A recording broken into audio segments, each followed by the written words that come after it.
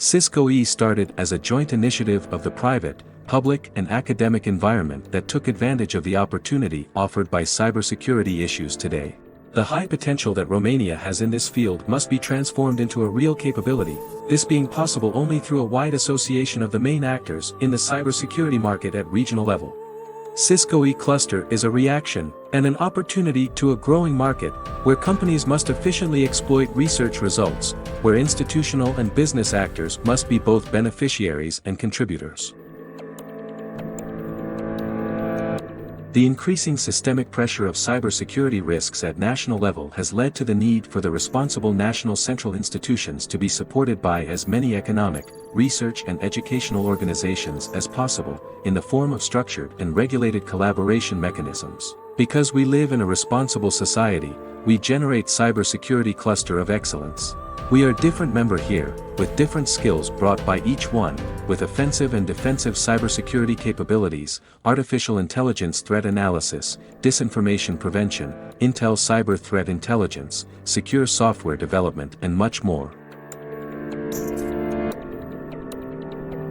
We have launched a series of innovative projects such as Cyber Awareness Educational Project for Public Institutions, Anti-Disinformation using Artificial Intelligence, Advanced Research and Development for the of New Cyber Technologies.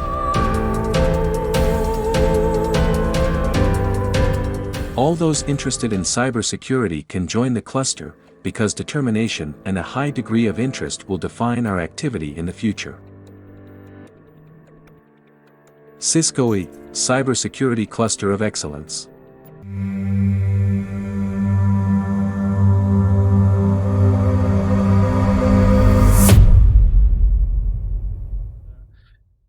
Hi everyone, this is Felix, the president of CYSCOE.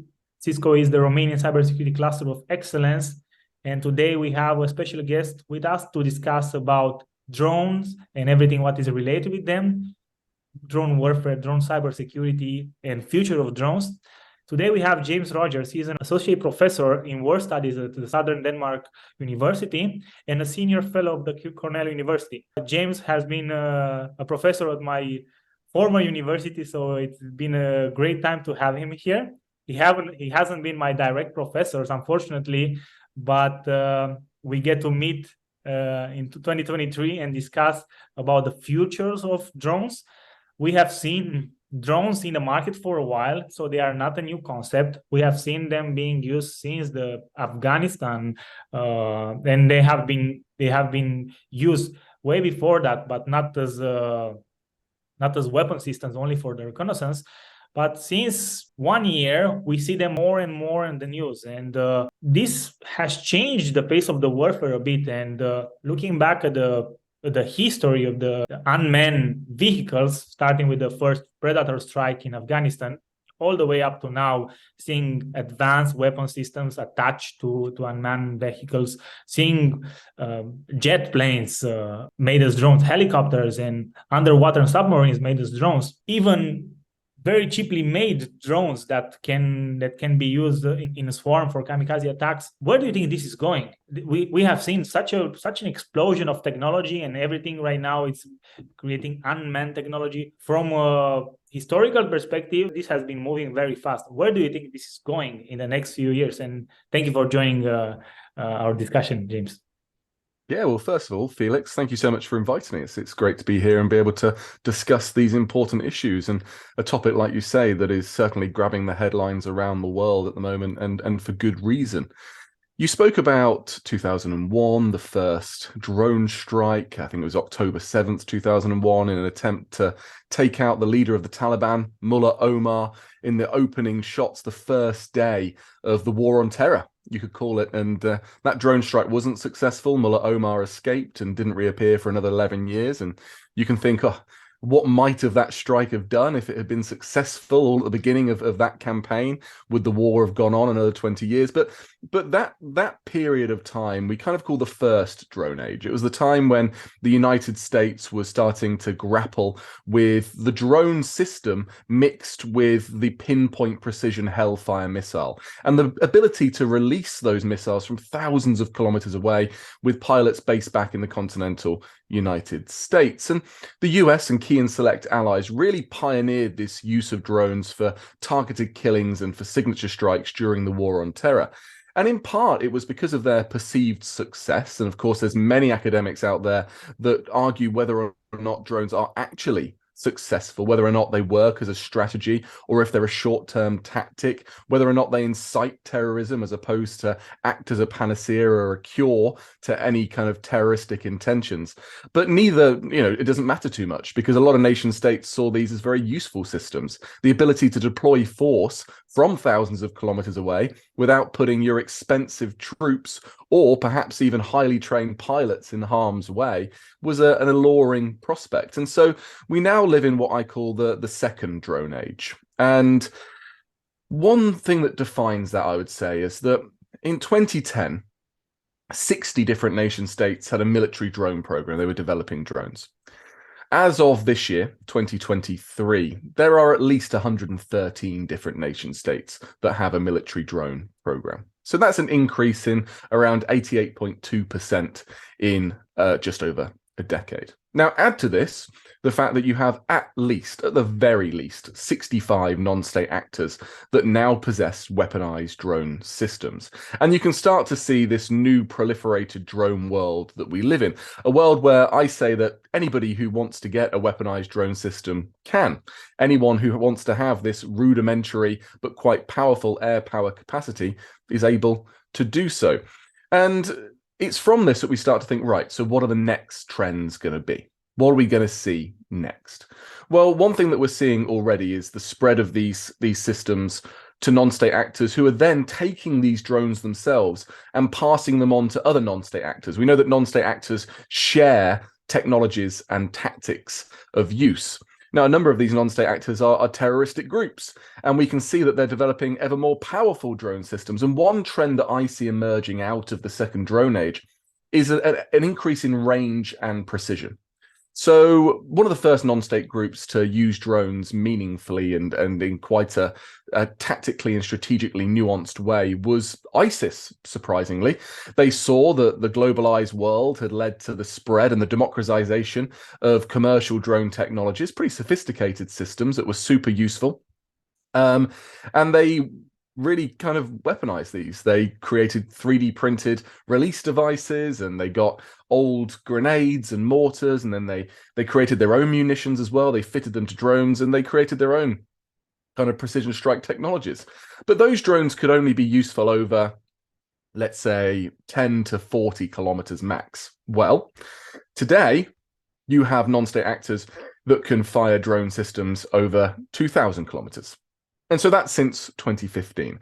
And so one of the trends that I worry about is what we call the transnational use of terrorist drones. And this is what I'm working currently with the UN Security Council and the US Office of Counterterrorism. I gave evidence to the UN Security Council in New York in August, September last year. And one of the main things that we're worried about is that post 9/11, some of the key things that we aim to do in terms of countering terrorism was to make sure that borders were reinforced, to make sure that terrorists couldn't cross borders very easily. They couldn't commit the kind of attacks that they did previously. But what terrorist groups have done well is to adapt to this and to harness these long-range systems, these precision strike capabilities, so they don't have to cross borders anymore.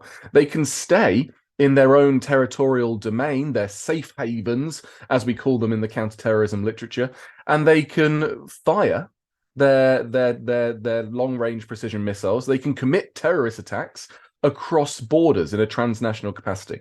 And so we've seen this. We've seen this already with Houthi rebels in Yemen who have acquired or been gifted, depends who you talk to, high-tech military systems by Iran. These systems have then been taken apart, they've been recast in fiberglass so that these non-state actors, the Houthis, have an endless supply of drones that they can constantly churn out.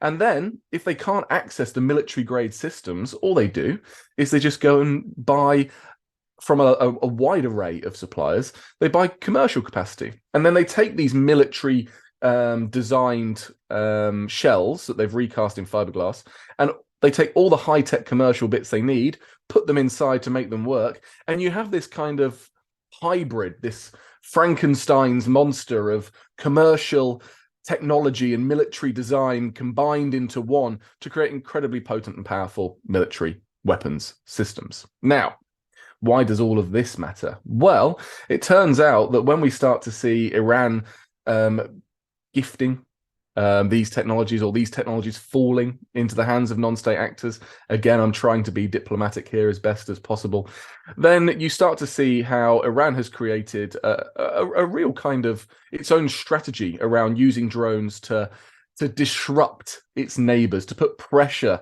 on nation states that it's not particularly friendly with. And this has directly played into the politics of Europe, because these same Iranian technologies that I used to warn, may well visit European capital cities one day. I mean, I never thought that they'd be supplied to Russia, and then I never thought it would be Russia who would be doing this in terms of targeting European capital cities like Kiev with Iranian-produced military drone systems. But that, nevertheless, is the state of play that we're in right now. So all of this ties together to redefine this second drone age, this proliferated drone world. And my worry is, in this long answer to your very simple question, is that two of the key themes that we're seeing is increased range and increased precision. Thank you, James. That sounds definitely worrying, especially taking into consideration that the second drone age is bringing drones through non-state actors. And even if we have an international law for states, and which sometimes it's getting respected and sometimes it doesn't, non-state actors don't have any international law. And it's great that to hear that you've been in the face of the Security Council to explain these issues about the transnational threat. And I really hope that the states, even as divided as they are now in let's say in a geopolitical divide that we are having, we can find a way to fight the non-state actors, because we can have some expectancy of the Russians or China, but we cannot put any rules on Al Qaeda or ISIS. They can, and they have demonstrated that they don't have any regard for human life. Even though if other, let's say, authoritarian states are doing killings, they are doing that in a war zone. But what's happening with the non-state actors that really is concerning me, and is the fact that they can use the commercial bits, as they say. They can buy things on the internet. They, for example, I read, and maybe you can correct me if I'm wrong, that Iranian drones are built with moped motors that can be bought online. So even if the US has sanctioned Iran, so they couldn't buy commercial types of GPS and whatever they used in their drones, they just went on and they bought it from China, because they are everything is commercial. So even though they ban the military grade components, they can just turn back and use regular components that can be bought online, because the drones that they are building are very low sophisticated, but they have a high impact. Going back to have a look at a more comprehensive perspective of the face of the warfare, how do you think this is affecting the face of the warfare? Because we had a first generation and second generation of warfare, third and fourth, but can drones bring more clarity to the fog of the warfare described by Clausewitz? What's your take on that? Oh, wow. Yeah, it's a big question. Let me tackle the first question. How are drones impacting warfare? Well, I think that we have a crisis of air defense. We've neglected air defense for a generation. The West has not faced a hostile air power threat for over a generation. I think the last time a member of the US military was killed by hostile air power was in 1953 during the Korean War. At least that's the official reports. There are some rumors that a US Ranger may have been killed by an ISIS drone, but none of that has been confirmed, and I'm sure it'll be many years before that's released. So if we take the official accounts, we can say that 1953 was the last time. And when you don't face a threat from something, you don't innovate it and you don't invest in it. And so as drones have proliferated at this record pace into the hands of hostile states and non-state actors, posing this long-range hostile air power threat against Western forces, it's something we're just not ready for. And so it's meant that the West has built its modus operandi of deploying force around the world post Iraq and Afghanistan on the idea that you don't have to have these big ground wars anymore. And to put it simply, the democratic populations of these countries, the ones who vote for their leaders, are not going to allow their sons, their daughters, their mothers, their fathers, their best, their brightest to be sent to wars in foreign lands. And so what has the West done? They've innovated. They've adopted a remote warfare approach where they rely mainly on local proxy forces or local partner forces.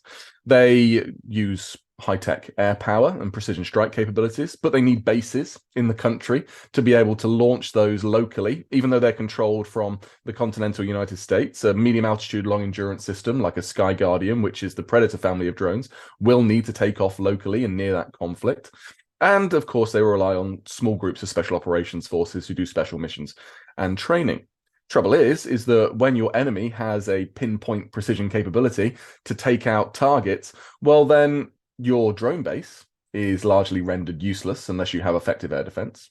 Your special operation forces become easier to find and target, and your local forces, who also don't have the air defense capabilities they need, come under attack from hostile air power, and the chances are they don't have air power themselves. So we have a defunct strategy, a crisis of strategy and a crisis of air defense from the proliferation of drones. And I think one of the arguments is that yes, they can. They provide better overwatch, better kind of eye-star in terms of intelligence, surveillance, target acquisition and reconnaissance, and they're certainly being relied upon in regions that are high tension.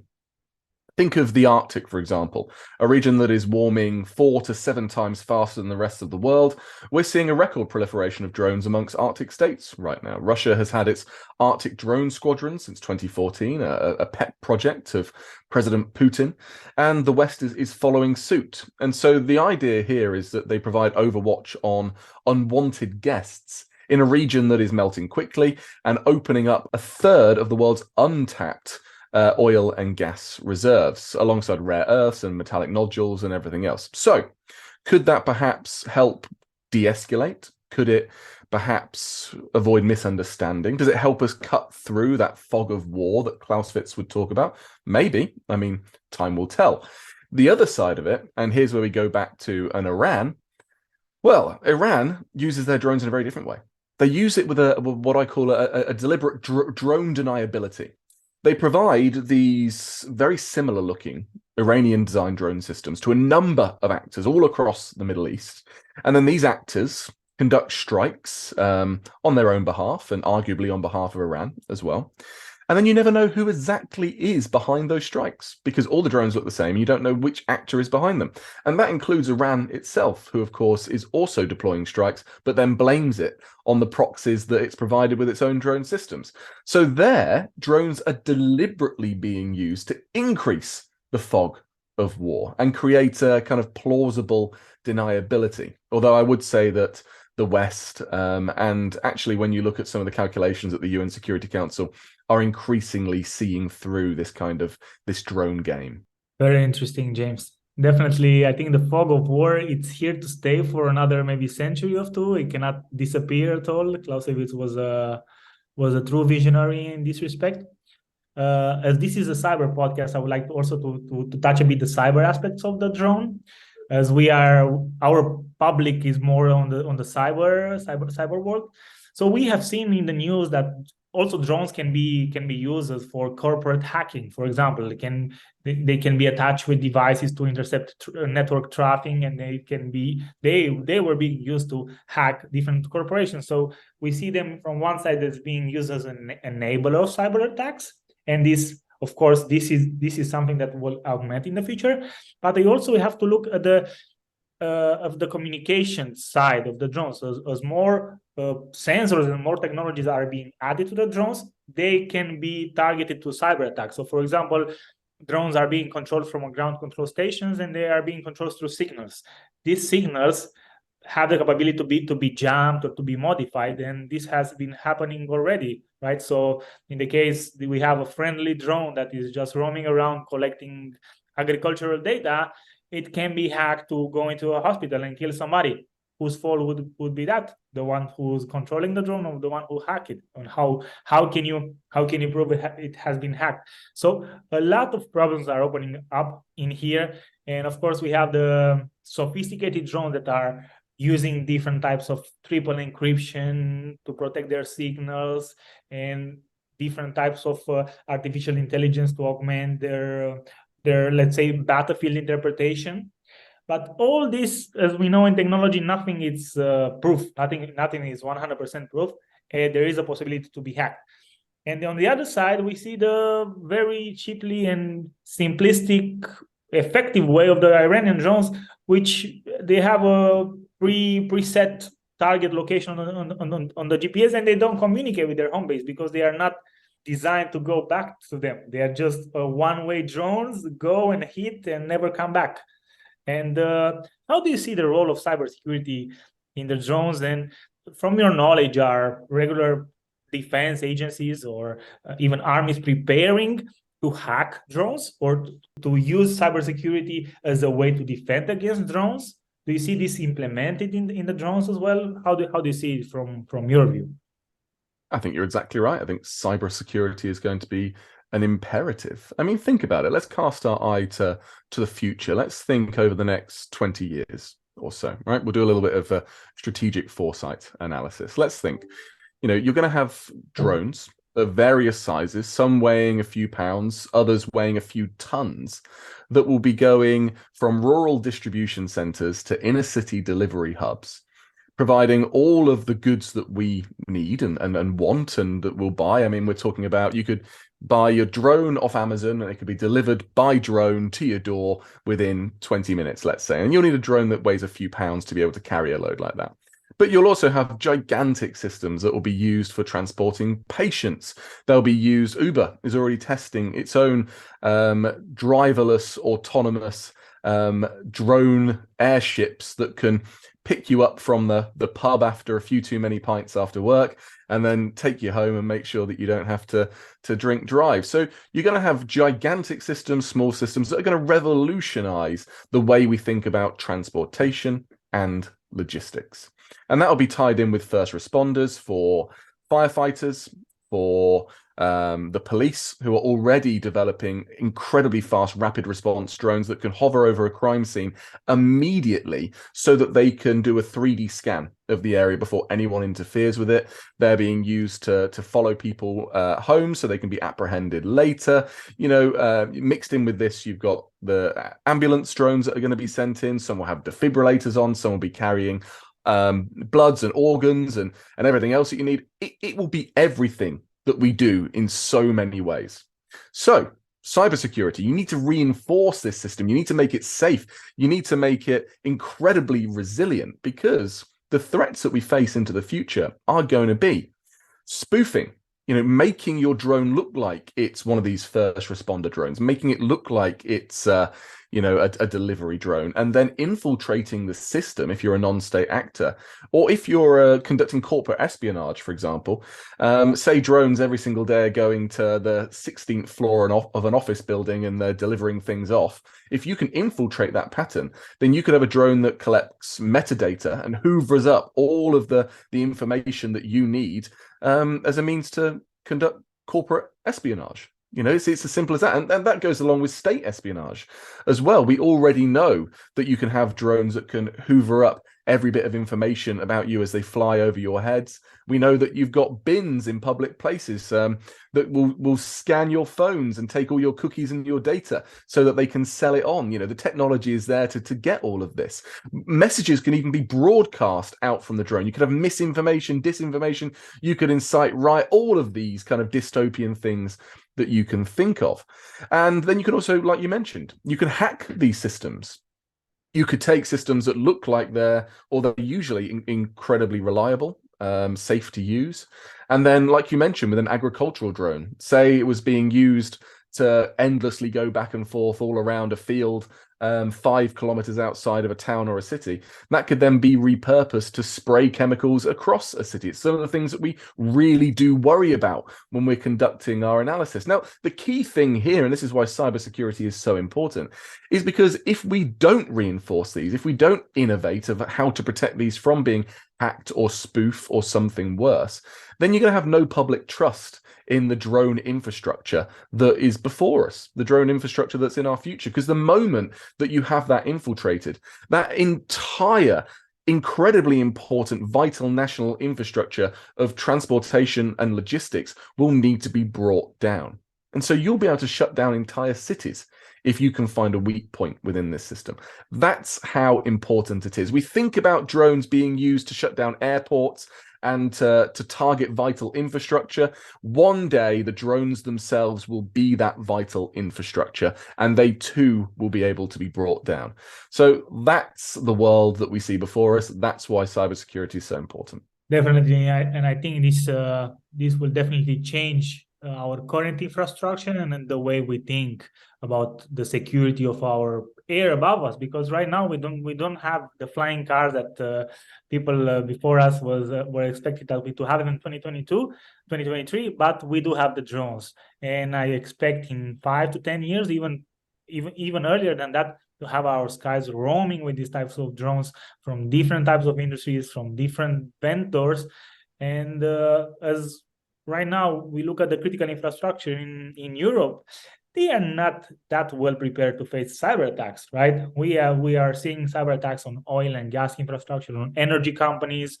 We have seen deadly cyber attacks in Ukraine that took down the infrastructure. So we see the legislation is being built right now as the NIST legislation to enforce and to increase the security of these critical infrastructures. But thing is, we have to think in the future, right? As the EU legislator or even the Security Council has to think in the future, because legislation is always moving at the pace of legislation, and innovation is moving at the pace of innovation.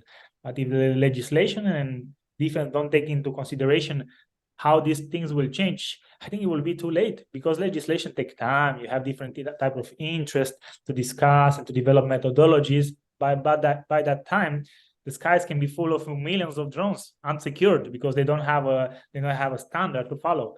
So it will be definitely some interesting times to see, and definitely there will be some actors that will take advantage of this. Even for fun and play, as they did, for example, in the Gatwick Airport, right? To just fun and play to stop flying the airplanes. But what will happen when these things will really hurt someone, from a cybersecurity perspective? Then things might take a different toll. And as a final question, I think the most interesting thing that we've seen in the Ukrainian warfare is being the use of swarms and kamikaze drones.